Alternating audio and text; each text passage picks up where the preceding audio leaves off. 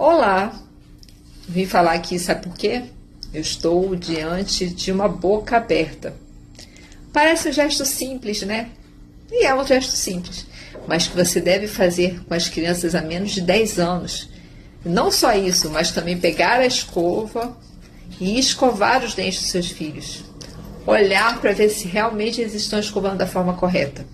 Isso não significa e não é impeditivo que eles não possam escovar. Você pode até dar escova para eles tentarem, mas a coordenação motora fina da criança ela só vai desenvolver depois dos 10 anos. Portanto, é muito importante você passar o fio dental na criança e principalmente observar se as áreas estão bem limpas e estão branquinhas.